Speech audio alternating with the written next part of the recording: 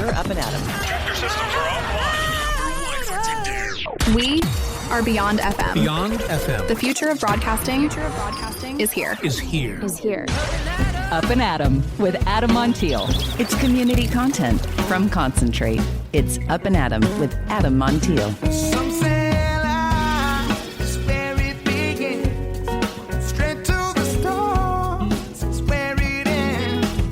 Yes, some say life is just where it begins. Straight to the stars is where it ends. Only to start again. Wednesday. Man, this week is moving quick. Happy hump day. Thank you so much for being Up and Adam. My name is Adam Montiel. Today we are meeting SLO County's tea sommelier. Didn't know a tea sommelier was a thing. Didn't know we had one. So excited to meet Jennifer de Tréglodé. She is SLO County's tea sommelier, and she's bringing a whole different kind of pour to wine country.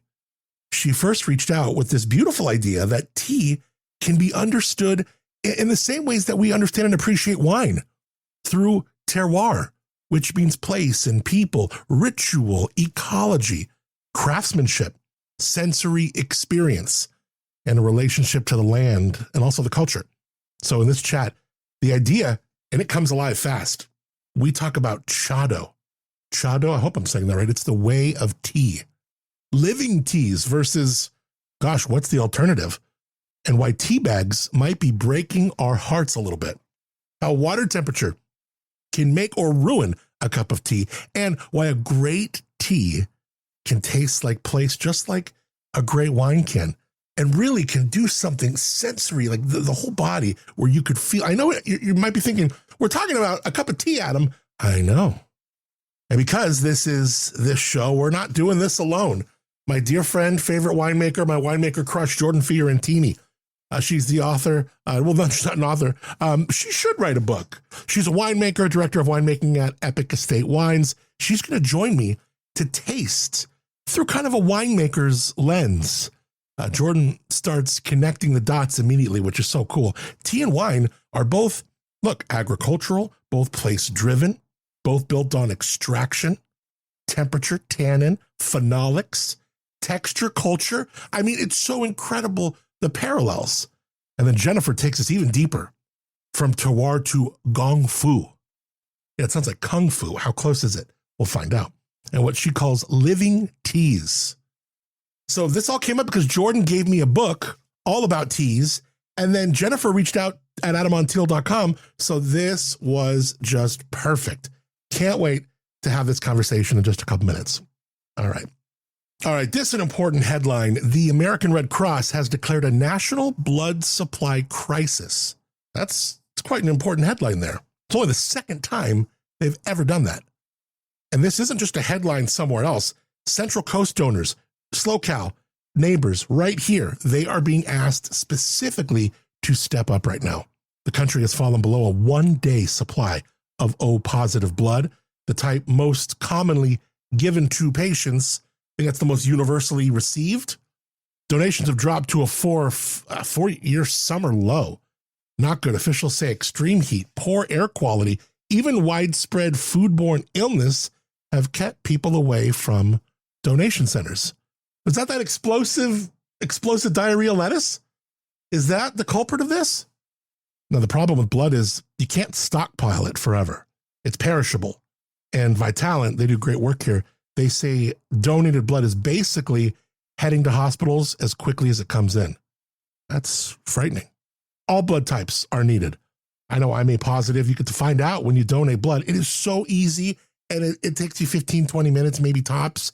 It doesn't hurt. It's super easy, and more than 60% of the population may be eligible to donate. So even if you were told years ago that you couldn't give, the rules have changed, so it may be worth checking again. Here locally, you can donate at Vitalant. It's on Broad Street in Lower Broad towards the airport, or make an appointment through Vitalant or the Red Cross.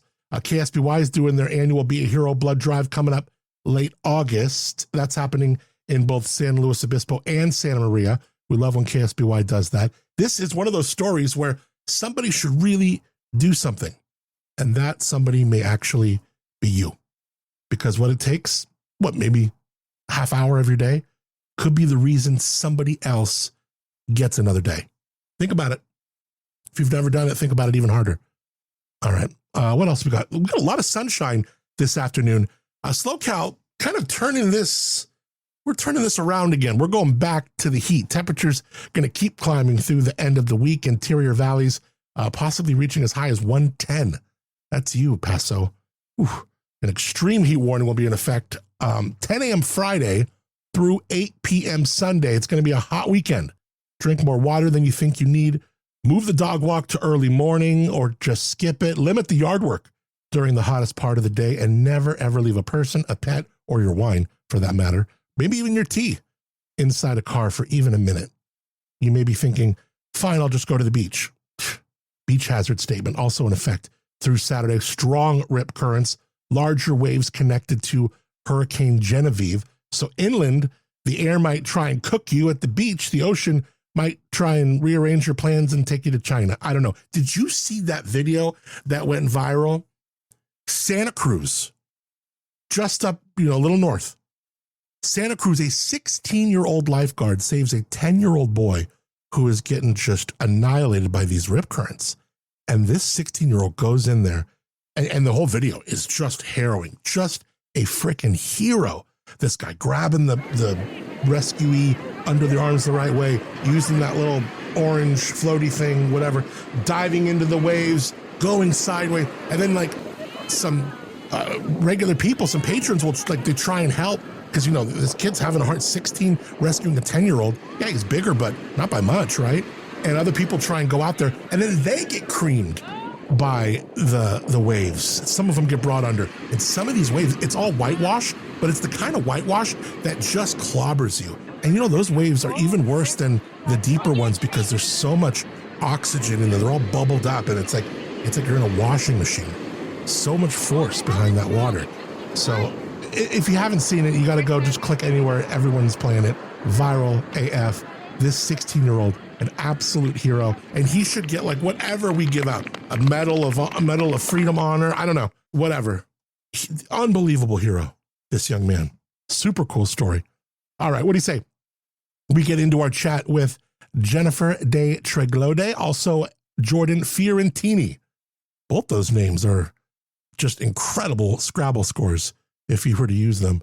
Love Jordan. I'm so happy she's coming in. I'm really excited to meet Jen. We'll do that after I tell you about our friends at the Mountain Air. They've been around 50 years. Why on earth would you even walk into an REI when right around the hill, closer to you, there is a neighbor shop that's been around since 1975, helping people get outside, hiking, camping, climbing, if there's snow, heading there, whatever it is. And we're talking about the Mountain Air.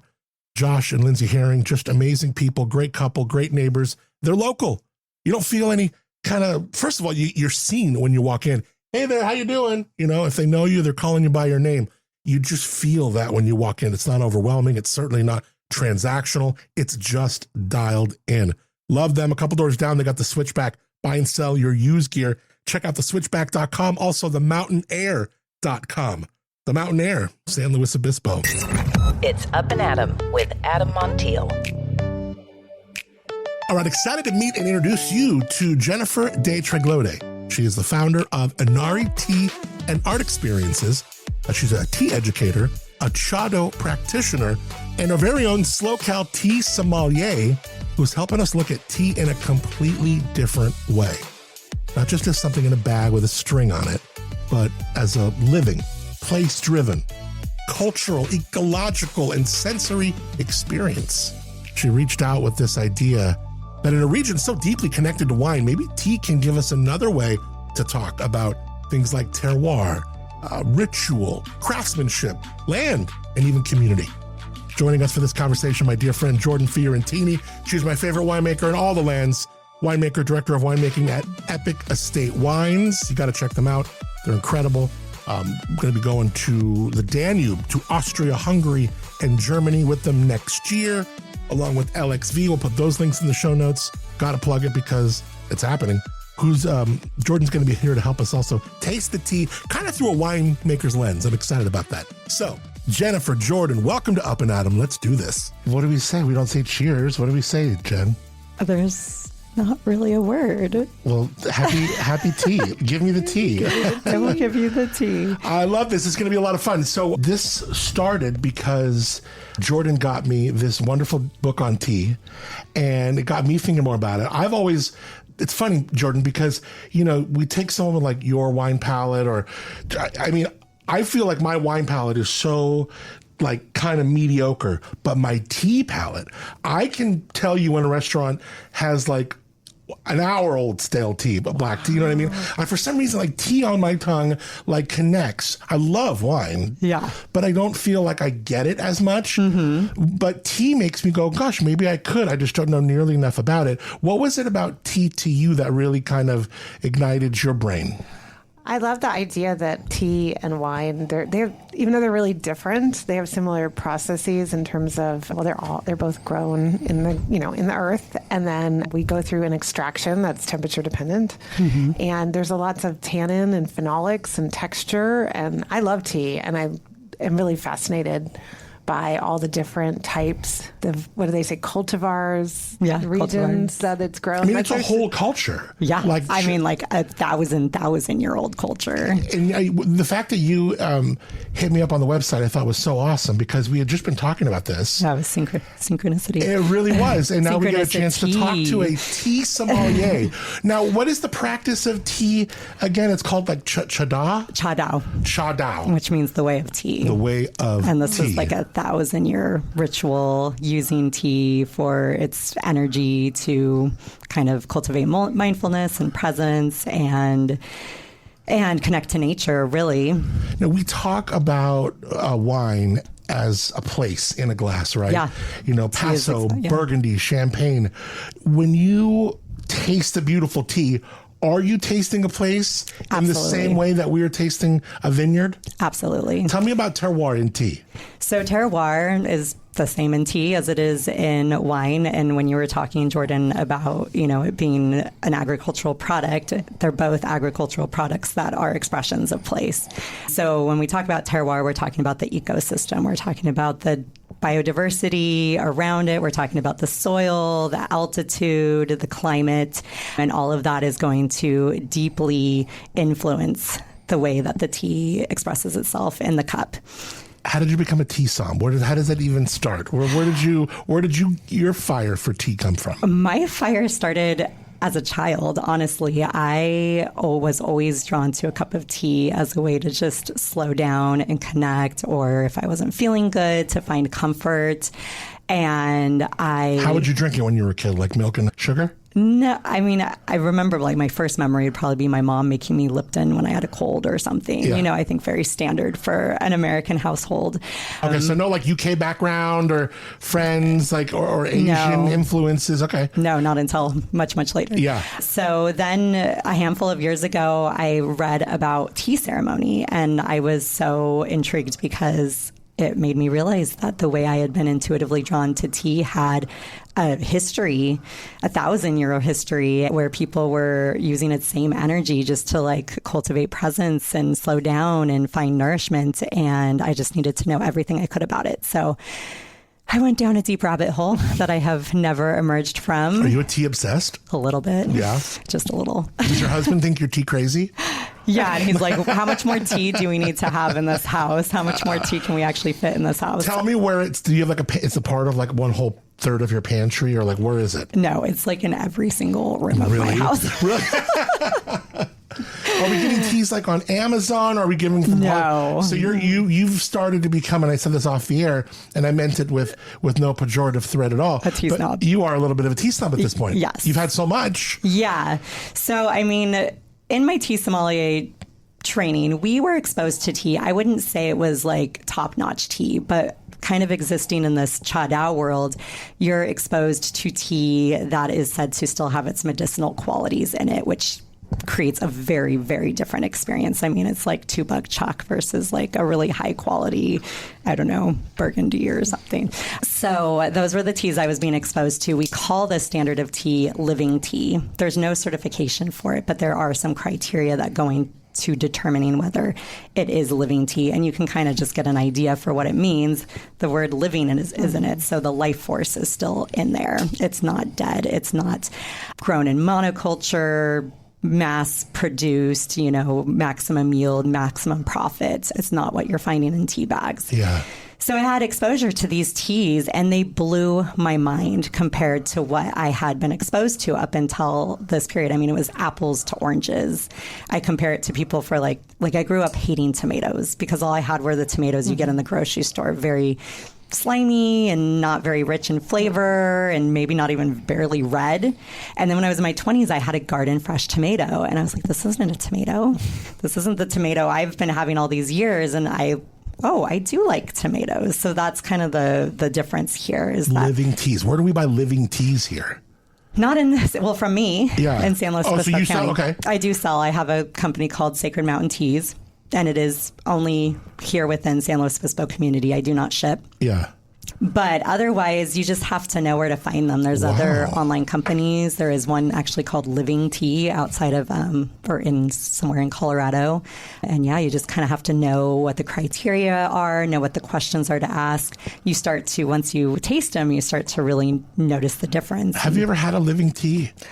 I don't think so, but I did actually, I got a present from your better half one time. That was this amazing online tea company, and I can't remember the name, but it was all like Chinese tea, green teas. And they were super expensive. But it was so nice that I got these like gift certificates. There was matcha in there, but then there was like a bunch of other ones. And I really I was so confused. I didn't know what to order. So I was trying to read up on it. And I went through everything, but I also don't think I was like preparing them all correctly. So that's preparation is key. Tea is so different because certain teas you actually brew them at certain temperatures, right? Yeah. And can you mess it up if you don't? Like black tea are supposed to be like 180, 185. Correct me if I don't know anything I'm saying. Yeah. So you have your non-oxidized teas, which are like white and green and yellow teas. Okay. And those are they're more delicate, and so you can scorch them at a higher temperature. So you're going to typically 212.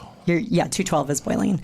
So you don't want to do 212. You want to do more like 175 for those. Okay, for the whites and the greens. The whites and the greens, and a shorter steeping time because the longer you you go to these cafes, if you order tea, they're just scorching them and they're leaving them to steep for too long, and this is why a lot of people don't like green teas. They're bitter and astringent if you're brewing them this way.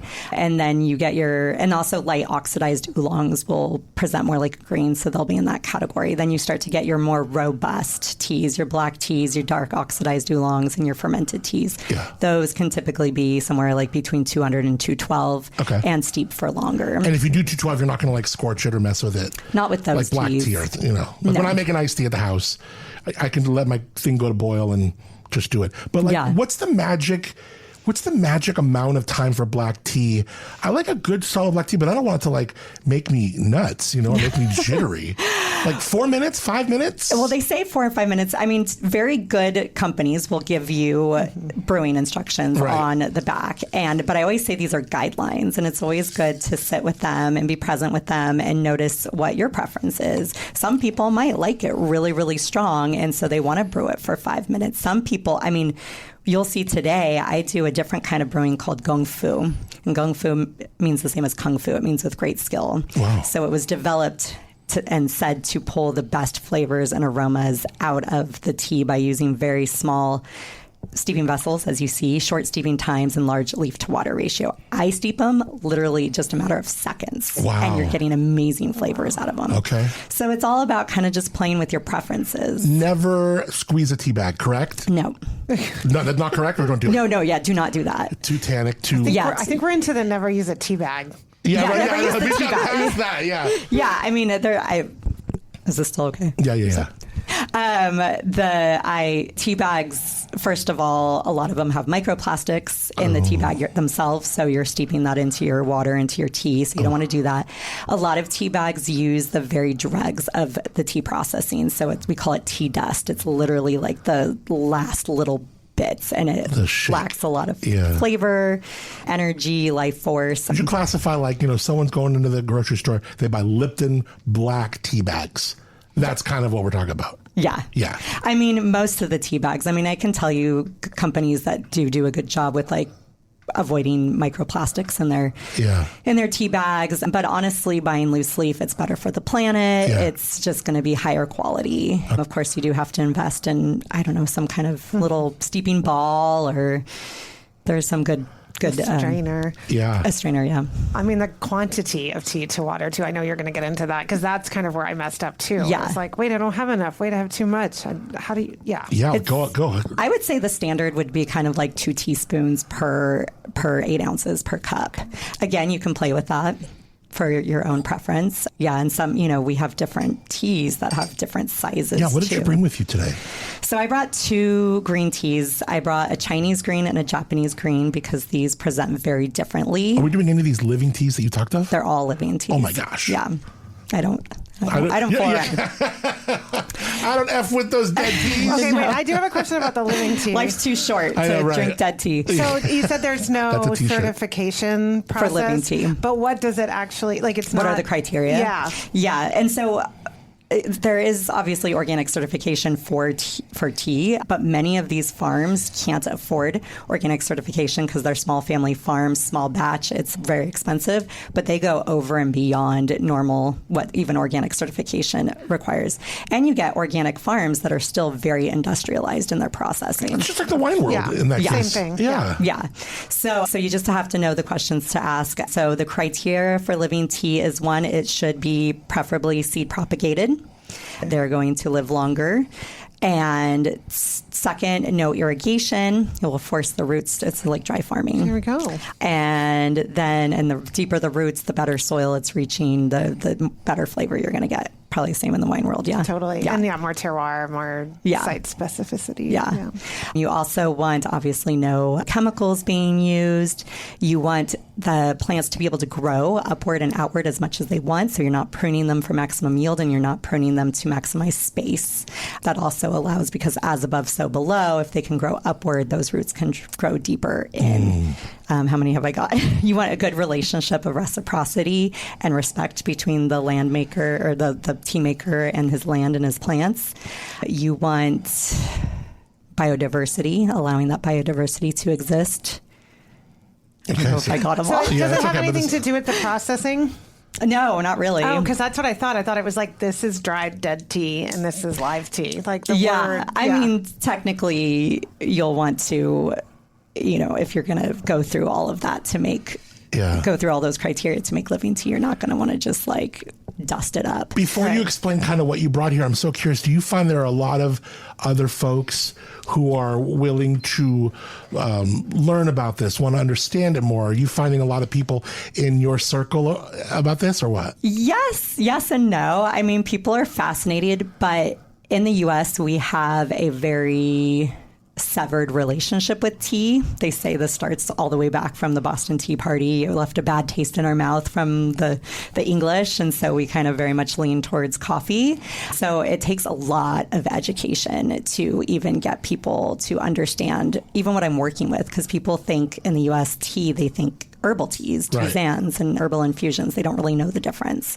So I do teach a class through the community programs at Cuesta, but actually this summer I'm going to be teaching it at Sichuan Kitchen. Oh, cool. And it's called The Art of Tea. It's a 2-day class, 6 hours total. We still very much just scratch the surface, but we get to taste a lot of teas and we just really get deep into it. And I mean, there's people who are, the world is just starting to kind of be more intrigued about how we can have a more foundational relationship with what nourishes us and what sustains us. And these, you're drinking them at all times of day. Like these teas will replace coffee. Maybe sometimes it's nighttime and you're having a tea, right? I mean, kind of. So all true tea does have a certain amount of caffeine in it. Yeah. So people who are really sensitive may not ever want to drink these teas at night and may want to switch to some kind of herbal tisane, chamomile or something. Sure. I do have a few teas I feel comfortable drinking at night just because either their caffeine content is pretty low or they have other compounds in it that allow, like one is like a GABA oolong. The way they process it really exacerbates the amount of GABA that's in there. And GABA is that neurotransmitter that's really relaxing and calming. So I feel comfortable drinking that in the evening. Do you grow tea here? I don't. Tea does not. This is not a great climate for tea. It really wants subtropical, preferably between the tropics of Capricorn and Cancer. Yeah. But I actually did just take a group up in May to Lodi, to this rare California tea farm. This guy, what he's doing is amazing. And he's doing it all himself on like an acre. And he's very experimental. He's got different cultivars, trying to see which ones works. He's like, they're all his little babies. He tends to them. How fun. Yeah. Watch, it turns out to be Randy Caparoso. It's not. No. His name's Patrick. He's a wine guy in Lodi. He didn't work at Oh, is he? Yeah. Yeah, this place Wine is writer. called Redwood Tea Estate, if anybody wants to look it so up. cool. And Wow. it's, we were talking up there about, the wine industry and how people are drinking less and how some people are struggling and how there's this like rumor or this like, I guess rumor, that some winemakers are pulling up their wine and replacing it with tea plants. And he's like, I don't think that's true. Tea is not like a quick, like, let's just throw this in and make money off of it. Plus, we have the right climate maybe for like avocado trees here, some vineyards, but not tea. Yeah, tea likes a lot of water. Yeah. Oh, yeah, there you go. Yeah. I can hear the kettle doing its thing. Yeah. Oh, I know. Oh, it's so exciting. So, what's your go-to tea? Oh gosh, that sounded like a tea. Yeah. Gochujang. Yeah, right. Yeah. What's your go-to tea? Go-to tea. My go-to tea. Well, it kind of depends on the time of day or my mood or the moon cycle. Not really, but I really love pour. It's so hard to say. A lot of people say puer. Yeah. It's a fermented tea. Cool. It's when you exist in these Chado circles where you're using tea for more contemplative kind of practice. Yeah. It's a really good one for grounding and finding just that introspection. Oh, so is it almost and kind of like, absorption. let me ask you, and I mean with all respect, like, is it like euphoric? Is it almost like a little bit of a legal high? Yeah, exactly. Yeah. So Tell me more. There's a phrase in the tea world called tea drunk. And people might say, are you kidding me? I've never felt this before, but that's probably because you've been drinking dead teas. But with these really high quality teas, there's different compounds in them, different relaxants and stimulants that can create this kind of blissful, euphoric feeling. I feel it real quick because I'm really sensitive. But it's this like... Are we going to get tea wasted? Yeah. There are so many similarities with wine. This is blowing my mind. The Buddhists used tea because they couldn't drink. They used it as a social lubricant. Right. And, it's these juxtaposing energies of high but grounded, awake but calm, really focused but with abstract creativity. So it's really good at like kind of cultivating, if you want to be artistic or just, feel good, but you're still tethered to the ground in a way that you aren't with some of these other medicines. So fermented tea, there is no alcohol in there? No. Okay, got it. No alcohol. Yeah. All right. Yeah. Wow. Do you want to try some? Yeah, cool. I'm so excited. What did we do? What did you bring? What's going on? The first ones we're doing are our greens. Okay. So I brought this sencha, which is like the quintessential Japanese green tea. And 80% of the tea grown in Japan is, or I shouldn't say grown, processed, because it's all the same, is sencha. And then I brought the kind of quintessential Chinese green tea, which is called Longjing or Dragon Well. And so we're going to really taste the difference between what a Chinese green tastes like and a Japanese green. And I feel like it's a matter of preference. Some people really prefer Japanese, some people prefer Chinese. But the flavor difference comes from the processing. So with green tea, you are going to pick it, you're going to wither it, then you're going to fixate it, which fixating is stopping any oxidation from occurring any further, kind of locking in the condition of the tea at that moment in time, locking in that freshness. And then you'll roll it and shape it and dry it. For Japanese green teas, when they fixate it, they steam it. Whereas in China, they pan fire it. And that's the main difference. And you'll get very different flavor profiles. So we'll see what you guys like more. How much is that kettle that you brought go for? Is that a nice one? I just got it on Amazon. I don't know, like $50 maybe. Oh, really? Okay, so yeah, you can get ones cool that one. are I like that one. very expensive, but. And you're steeping it. You're putting a little bit down there. You're pouring the thing on, and then you're putting a little cap on it. And then how long you let that sit? Very short. Like I do it very intuitively, Yeah. but Do you? You're like a lot more tea to water. yeah, Right there. Yeah, typical is like 2 teaspoons per 8 ounces. I probably have more like 4 teaspoons, but again, I do it also very intuitively. Yeah, you do. You kind of like feel it in a way, huh? Yeah. You can tell by the way it looks, like the extraction and the color. What are you seeing, Jordan? Look at that! Wow. Yeah, like like a pale green color, but not super dark at all. Yeah. Just wanted you to kind of have these side by side. Oh, it's totally like wine. That's Yeah, I know, right? That's what's so cool. I love it. Oh my gosh. Do only monsters leave the tea bags in the teacup? Only monsters and horrible people do that, right? Or do some people or do you ever leave them in there? You know what I mean? I wouldn't. I don't leave. When I'm done sleeping, I get rid of the tea bag. Yeah, you should. But some people very close to me, like they're doing a peppermint tea or whatever, they want the tea bag in there. Well, with herbal, to be honest, with herbals, you can steep those things forever. So Okay. you could leave them in forever if you want. Okay. But with true teas, you want to take them out when the steeping is done. Otherwise, So they're herbal going teas aren't the same. No. What are they? So all tea is an herb. This is definitely an herb. It's a plant, but not all herbs are tea. So because tea comes from one plant, it's called the Camellia sinensis. It's a flowering camellia or bush. Sinensis means from China. It's indigenous to the region between southern China and northern India. And yeah, that's what you get your 6 categories of tea. You get your white, your green, your yellow, your oolong, your black, and your post-fermented teas. Everything else is not a tea. It's an herbal infusion. So chamomile, it's misnomer. We're not calling it by its right name. Yeah. It's chamomile, it's lavender, it's ginger, it's mugwort, Whoa, blew my mind. I know, just that's why I was saying that it requires a lot of education because that's what I'm working with in our culture. It's like, it's almost as if... So we getting our Lipton tea from China? No, Lipton comes from Sri Lanka, or at least it historically It's did. like wine if people were making strawberry wine.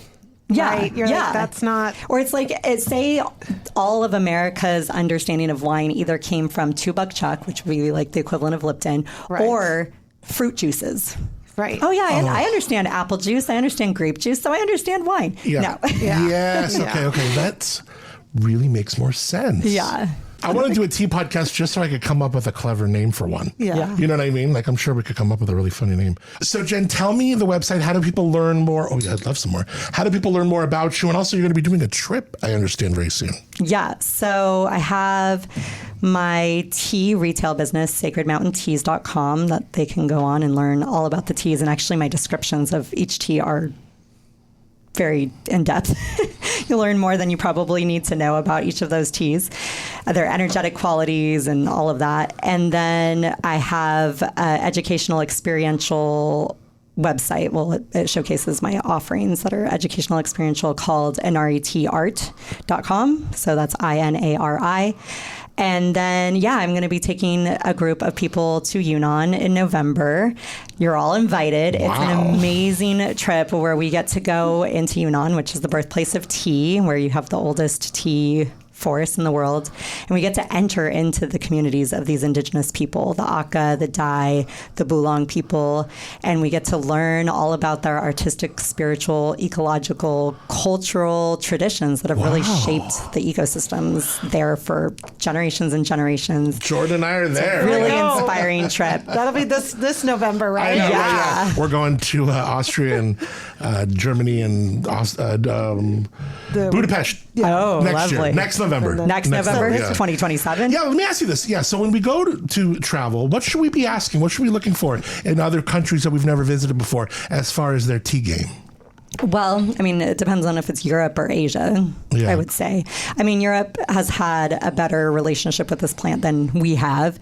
Typically, I mean, tea originally came into Portugal, and then it went into like the Dutch and the French, and then England was actually one of the last to be in that game.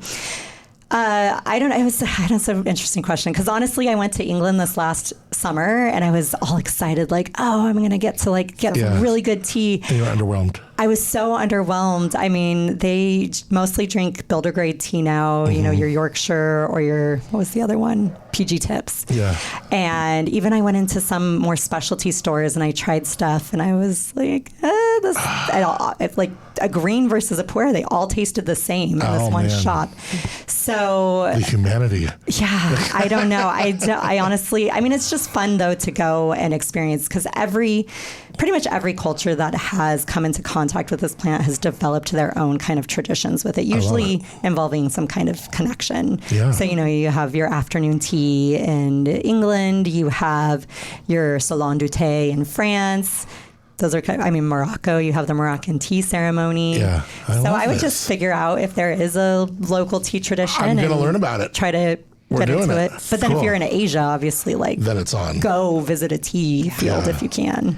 This was so much fun. We'll get all the links to everything from your classes at Sichuan Kitchen to Yunnan. You go over there to all your experiential, all your stuff, your shop. Perfect. I'll put all the links in there. Awesome. This was so much fun. Yeah, so much fun. Can I say something about this one? Go ahead. Like the second brew of this is like, it's like fuller and soft, not as like tannic, not as phenolic. Yeah. Yeah, it's softened.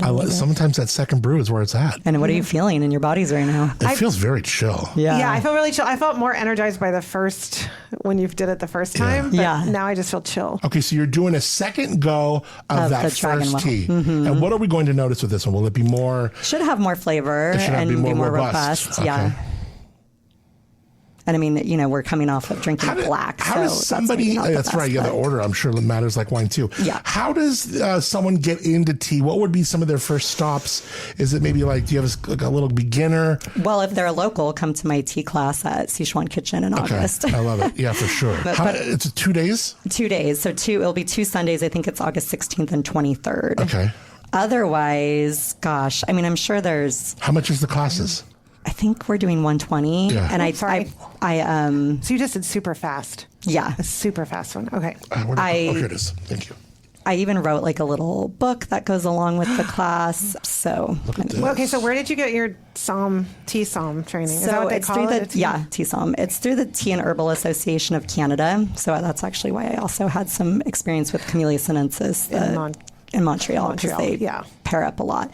And the Canadians know their stuff. I guess they get, the influence from England.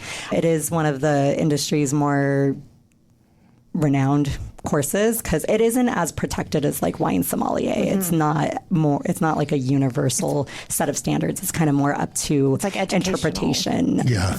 This was so much fun. We'll get all the links to everything from your classes at Sichuan Kitchen to Yunnan. You go over there to all your experiential, all your stuff, your shop. Perfect. I'll put all the links in there. Awesome. This was so much fun. Yeah, so much fun. Can I say something about this one? Go ahead. Like the second brew of this is like, it's like fuller and soft, not as like tannic, not as phenolic. Yeah, it's softened. Sometimes that second brew is where it's at. And what are you feeling in your bodies right now? It feels very chill. Yeah, I feel really chill. I felt more energized by when you did it the first time. But now I just feel chill. What's too many? Is there too much? No, I don't think so. I mean, if you do drink way too much tea in the day, I mean, it can end up being a diuretic and all that kind of stuff. For sure, It can also kind of, what's the word? It can mess with your iron. Anemia. It's like too much caffeine. Yeah. You don't want to do too much. Yeah.